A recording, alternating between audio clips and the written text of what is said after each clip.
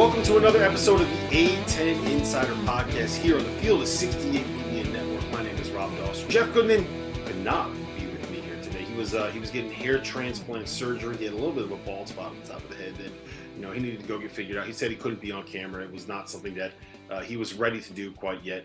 But I have a fun interview on the way. Keith Urgo, head coach of the 9-1 Fordham Rams, the first time since 1970. That's 52 years ago that the Rams were starting the season 9-1 against Division I opponents.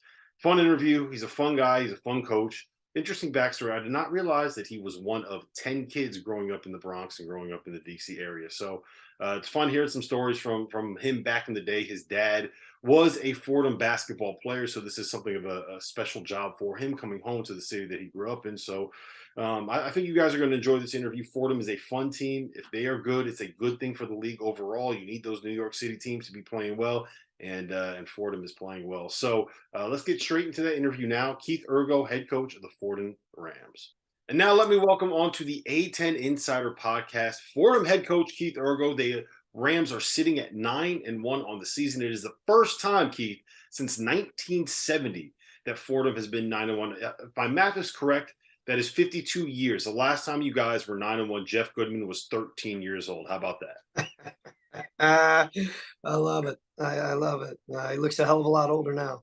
Yeah. How you doing, man? Everything good? Everything's great, man. I really do appreciate you guys having me on.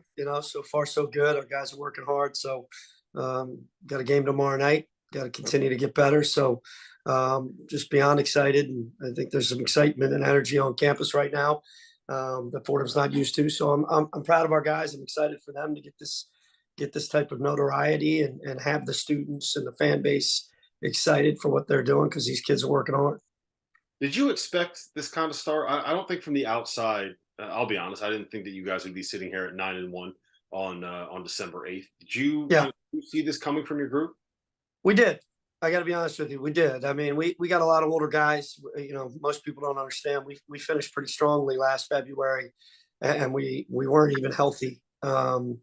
So we felt like we had a number of guys coming back that have completely bought into trying to do something a little bit different at Fordham.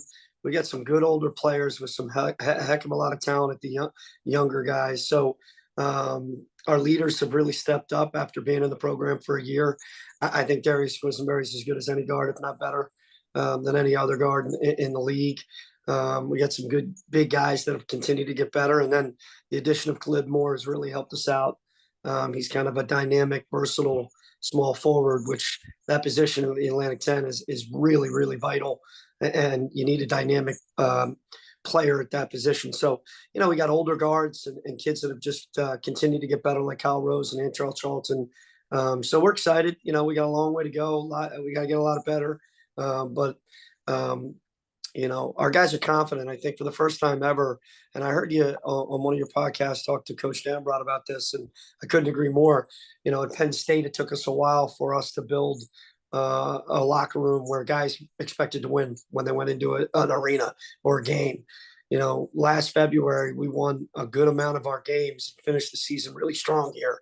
So they started to feel what it was like to win and to go into games expecting to win and believing that no matter what's going on in the game, they feel like they're going to win the game or certainly have a shot inside 4 minutes. So that mentality is now kind of permeated throughout our program, and it makes a huge difference.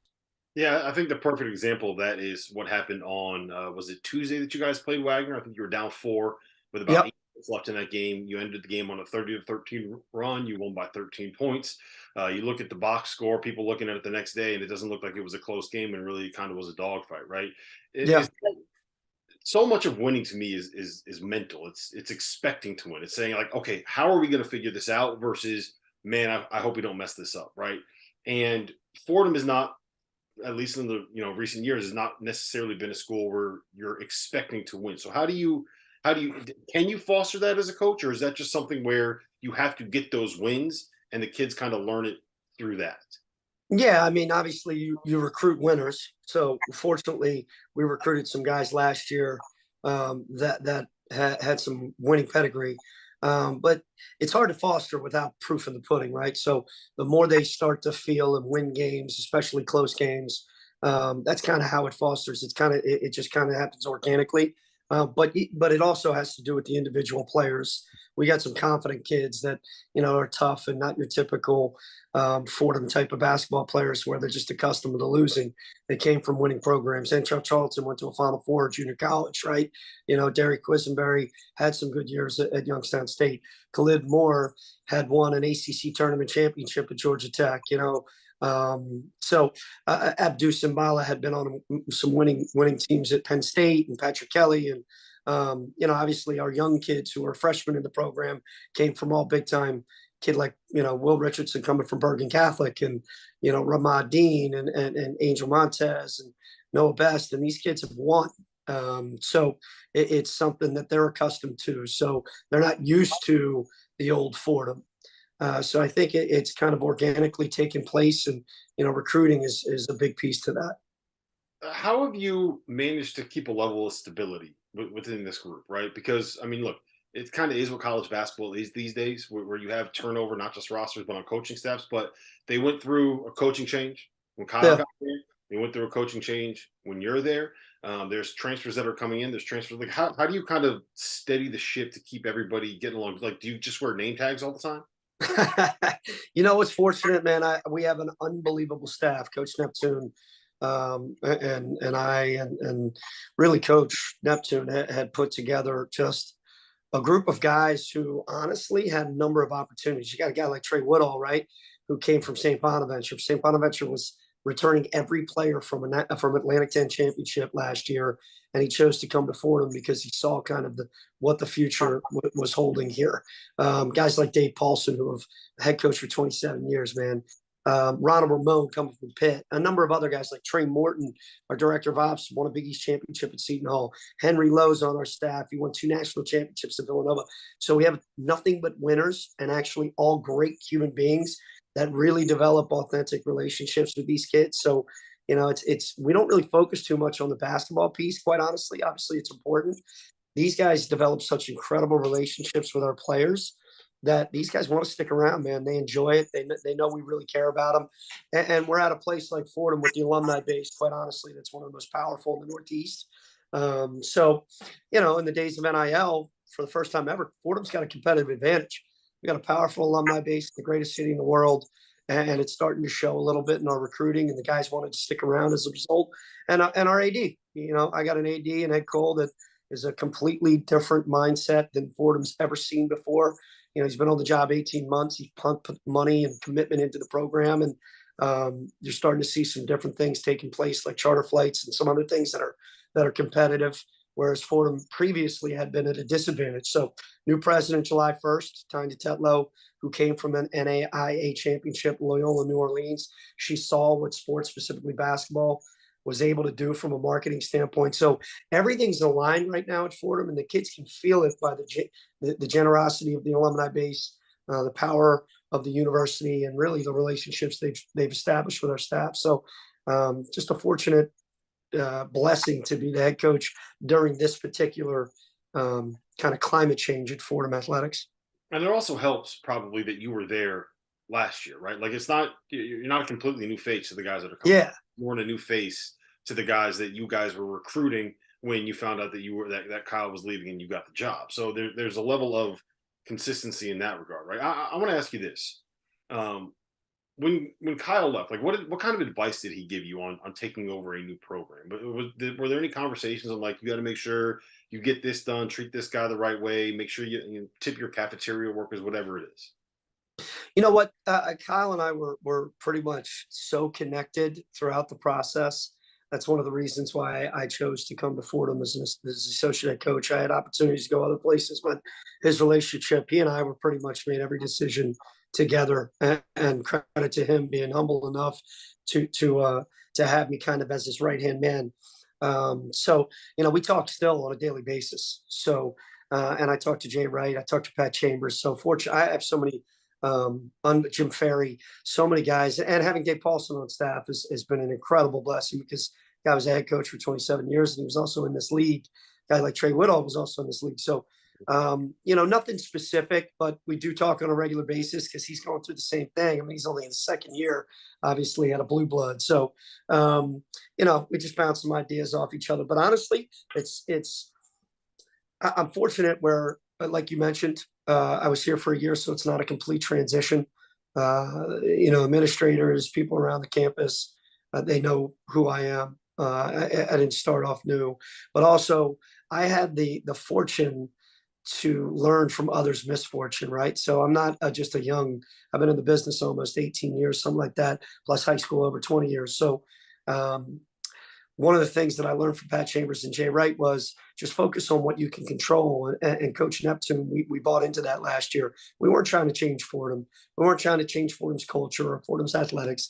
We were just trying to, create relationships with our players, do the best we can on the basketball court, represent the university in the greatest light, and know that our guy like Ed Cole, who's the leader, is going to continue to work on Fordham and its culture. So for us, it's having tunnel vision during the season, just putting the best product we can on the court with the best character, and let other things take care of themselves. Don't get caught up in whatever facilities or whatever else might be a disadvantage at this point, because a lot of people, and I think we did that at Penn State our first couple of years. We were trying to change Penn State, the perception of the basketball program, instead of just trying to win as many basketball games and letting that take care of itself. So I learned from Pat Chambers and Coach Neptune and others that let's just focus on what we can control and not get caught up too much in the outside world. Have you seen Jay Wright on CBS yet? Have you seen any of the games he's done? What do you think? They're pretty good. The guy's awesome. I mean, he was made for it, man. Some people have a face for radio like me, and he has one for TV, dude. He's just, the reality is he's one of the most humble human beings on the planet, man. So it's not a surprise. He can pretty much do whatever whatever he decides he's going to do, he's usually successful at it. So I think he's great. It was weird seeing him in like the CBS blazer instead of one of the $5,000 Gucci suits or whatever. Yeah, no question. I was more shocked last year when they got him to not wear suits for almost the entire year. That was the biggest shock of all. Have there been any surprises so far since you've been running the program? Now that the games have started and your team is actually competing, as opposed to just practices and workouts and all that. Has anything kind of stood out? Like, I did not expect this. You know what? There's a number of things, but again, it's I've been around for a long time. So I've seen a lot of different things. So fortunately, nothing crazy yet. But then again, we're 9-1, so we're still in the honeymoon phase. Everything's great, right? So we'll see what happens when we hit a valley, because the season's full of peaks and valleys. So at some point, we'll hit something, and we'll have to dig ourselves out of it, and that I'm sure I'll find a lot about our program, our players, but I think they'll all be able to handle it pretty well. I mean, we got blown out by Arkansas, which I wasn't expecting, quite honestly. We knew Arkansas was really tough, but having an older group go into that arena, we thought we were going to perform at a much higher level. Which is what these guys expect. And, you never know how they're going to respond to that. And I can't remember who the next game was, but we came out firing on all cylinders. So that was really encouraging to myself and our staff to see that, how the guys responded. I mean, you got a couple older guys, and Darius and Clint and Antro and Kyle, they understand that you only get so many opportunities. And we got a group that they feel really connected in that locker room, and you got to take advantage of a team that's connected, that really loves each other and actually roots for one another. It's very unique. I've seen both sides. So right now we got a locker room that really cares for one another. So these guys want to take advantage of that. Has it been nice to be able to kind of be the guy that's yelling at the refs instead of having to, put the clipboard in front of your face and knock the tech on the bench? There's no doubt. I got a tech the other day. I don't necessarily believe that tech would have gone out if it was, any of the veteran coaches in Atlantic 10. But, I get a little emotional, and I can't remember which ref. It's like, it's not what you're yelling. It's like the gestures, when you say travel, you can't do the rolling of the bus and stuff. I'm like, well, it's almost impossible. I can't help myself. And they started laughing. But yeah, no, it's that's part of the game, is communicate with the refs. Unfortunately, I'm not just a brand new face. Like a lot of these refs have seen me in the Big Ten or whatever, and in the Big East over the course of the last 16 whatever years. So fortunately, I have some relationships with a few of them, which makes it a little bit easier. But it's definitely different being heard as opposed to being told to sit down. You know, so it's definitely a different situation. But again, I also have an older guy in Dave Paulson. You know, it's funny. He stands up, and they don't necessarily tell him to sit the hell down because they know him from being a head coach for a while. But it's been definitely that's one of the most kind of interesting in-game strategies that you gotta get adjusted to. Mm-hmm. You said the refs have seen you before. I'm sure that they've probably heard you before. So, Yeah. Let's talk about some of the guys you got on the roster real quick. I do want to ask you, Khalid Moore transferred in from Georgia Tech. He's averaging, 14 and 7, something like that. Now he's been, I don't think you can say anything other than a pleasant surprise and a guy that's, probably you guys keep winning. He's got to be on the radar for all Atlantic 10 at some point, right? Yeah, there's no doubt, and that's why he decided he wanted to be that kind of Batman or Robin to Darius Quisenberry or vice versa. So, he hadn't been that in his career. He'd been an unbelievable role guy from high school to AAU to Georgia Tech. He'd been incredibly solid in his role. And when we recruited him, it was like, look, man, we need you to come here and be a focal point. We need you to open your mouth. We need you to be aggressive. We need you to be one of the main guys. And he wanted that, and he's taken that challenge. And I think he's lived up to that. We need him to play, for 40 minutes. I thought he didn't play very well the other night. He didn't think so. And then all of a sudden, you look at the box score, he's got 7 rebounds. When you replace a guy like Chuba Ohans, who had 21 double-doubles, was an all-league player, rebounding becomes crucial. And he's got just the ability to kind of score from all 3 levels. He's a mismatch in multiple positions. He allows you to switch defensively, 1 through 4, sometimes 1 through 5. That's an incredible luxury to have. And he's a guy who can also go up and get the ball off the rim and push it in transition and make plays, puts defense on their heels. So really dynamic. And like I mentioned, the Atlantic 10 over the course of the last few years, that's really a position that's, had a chance to get to the next level. You got the kid Vince Williams from VCU. You got Obi Toppin from Dayton. You got Kamara from Dayton. Now you got a number of guys. Usually at the top half of this league, they always have a small forward position that's extremely dynamic, and I think we found that in Khalid Moore. Mm-hmm. You mentioned Quisenberry. He's been in a league that has a lot of really, really good guards. He's been as good as anybody in this conference. Also helps that he's 22, 23 years old now. Yeah. He's not a college kid. He is a grown man out there. So what has kind of surprised you about how good he's been? Or is this something that you saw this in the offseason and you just knew he was going to come out guns blazing too? Yeah, I mean, you got to remember he won Atlantic 10 Player of the Week last year. He dropped 36 on, I think, Richmond at home or Dayton, Davidson at home, one of those two in a close game. Like the kid scored 40 points multiple times at Youngstown State. He is a bona fide scorer.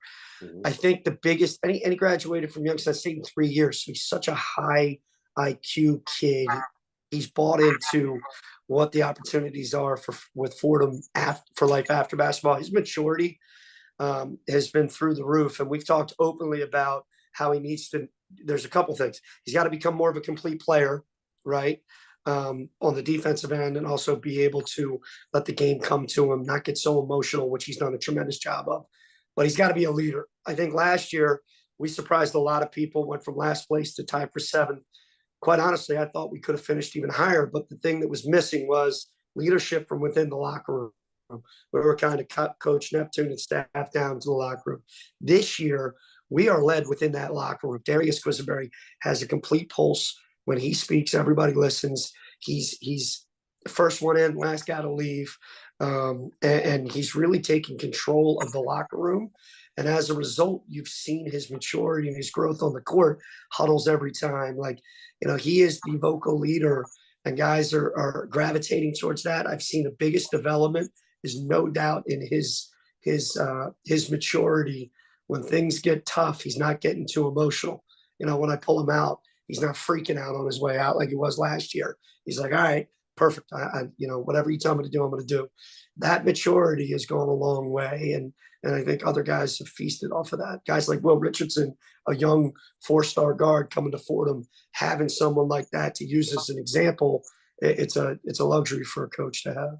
All right. So I'm going to take the listeners kind of a peek behind the curtain real quick. Keith Urgo, I did not realize this until you told me this right before we started recording. You are one of 10 kids, and you have 8 brothers, one of 9 boys in the family. Man, your parents must have had quite a time raising you guys. But I'm going to put you on the spot right here. Can you name all of them right here? Rattle them off without. Yeah, man. And this is before Goodwill Hunting, by the way. Donnie Count, Kevin Bryan, Christy, Michael, Sean, Keith, Ryan, Daniel. That's our family, man. That's our family right there. My dad, so I'm the 8th of 10, 9 boys and 1 girl. My mother and father were born in Brooklyn. The first 5 children were born in the Brooklyn area. The next 5 were born in D.C. But my dad, he graduated undergraduate from Fordham in 1959, 62 law graduate, played basketball as a freshman in 1954 at Fordham. So this is like a dream come true, man. This isn't like your typical, just coach at Fordham trying to move on. I want to be here for a long time. I have that connection with my father. I'm the one of 10. All of a sudden, I'm the head basketball coach at his alma mater. So I got a leg up on all my other siblings, and they make sure I know that, right? So this is a privilege. It's an incredible honor. My father and mother are still alive at 85. They're courtside at games, and it's as long as they're living, man, I'm going to wear suits to honor him. And it's an incredible, proud moment every time I walk onto that floor. At Fordham, I look at him. I'm like, holy moly, this is legitimately a dream come true. What's a family reunion like for you guys? How many people show up? Oh, it's chaotic, man. And we're not the like, year and a half apart every sibling. I mean, we used to kill each other, right? All competitive boys. I mean, fights. My wife, I got 4 children. My wife's one of 2 girls, 3 years apart. My 2 boys are going at it, starting to fight, and I love it. It's competitive. I think it's healthy. She's not used to it, The bottom line is, if you got to the door, my mother had her Pinot Grigio in her book. If you got to the door before you got caught, she'd let you in. She'd save you.